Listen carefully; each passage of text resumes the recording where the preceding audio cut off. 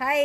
അപ്പം ഇന്ന് ഞായറാഴ്ചയായിട്ട് എല്ലാവരും മറ്റേ ബീഫ് ബിരിയാണിയൊക്കെ തട്ടി വീട്ടിൽ കൂടെ ഇരിക്കുക ആയതുകൊണ്ട് ഞായറാഴ്ച നല്ല പോത്തിനെ കിട്ടും. അപ്പം നമ്മളതുകൊണ്ട് ഞായറാഴ്ച പോയിട്ട് നല്ല പോത്ത് നോക്കി മേടിക്കും. അങ്ങനെ എനിക്കൊരു 50 കിലോ കിട്ടിയിട്ടുണ്ട് കേട്ടോ.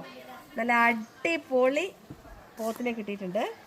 അപ്പം ഞാനതിങ്ങനെ എടുത്തോണ്ട് വന്നാൽ ഇതുണ്ടോ, ഇങ്ങനെ നല്ല പീസുകളായിട്ട് നമുക്ക് കിട്ടണം. അതുണ്ടോ, നല്ല പീസ് മാത്രം കേട്ടോ.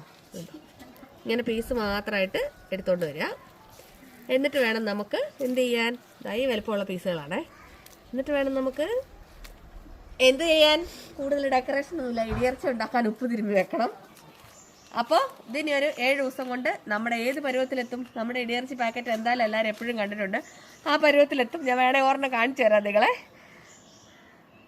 അപ്പോൾ ഇടിയിറച്ചി വേണ്ടവർ പെട്ടെന്ന് വാട്സപ്പ് ചെയ്തു, ഇത് റെഡി ആകുമ്പോഴത്തേക്ക് ഞാൻ തന്നേക്കാട്ടോ. ബാക്കി ഉണ്ടായിരുന്ന എല്ലാം തീർന്നു. ഞാൻ ഒരു കവർ എടുത്ത് വെച്ചിട്ടുണ്ട്, കാണിച്ചു തരാം എങ്ങനെ ഇരിക്കും. കുറച്ച് ഉപ്പിട്ടാൽ മതി കേട്ടോ, ഒത്തിരി ഉപ്പ് ഇട്ട് കൊടുക്കണ്ട.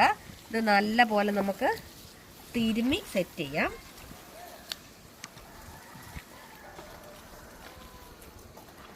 എന്നിട്ട് വേണം ഇതിനെ ഡ്രയറിലോട്ട് കയറ്റാൻ വേണ്ടിയിട്ട്. അപ്പം ഇങ്ങനത്തെ നല്ല നല്ല പീസുകൾ കിട്ടുവാണെങ്കിൽ വാങ്ങിച്ച് ഉണങ്ങിക്കോട്ടോ.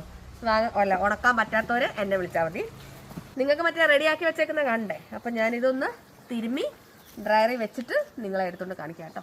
അപ്പം നമ്മുടെ ഇടിയിറച്ചി ഇതേ ഒരു പാക്കറ്റ് ഞാനിവിടെ എടുത്തുകൊണ്ട് വന്നിട്ടുണ്ട് കേട്ടോ. ഇതുണ്ടോ, ഇതേപോലെ ഇരിക്കും ലാസ്റ്റ് നമ്മുടെ ഇറച്ചി. ഇത് നമ്മൾ ഓൾറെഡി സീലൊക്കെ ചെയ്ത് വെച്ചേക്കുന്നതാണ്. ഒരു ചേച്ചി വരുമെന്ന് പറഞ്ഞ് കൊണ്ടുപോകാൻ വേണ്ടി, അതുകൊണ്ട് റെഡിയാക്കി വെച്ചതാട്ടോ. ഇതുണ്ടോ, ഇങ്ങനെ ഇരിക്കുവേ നമ്മുടെ ഇറച്ചി.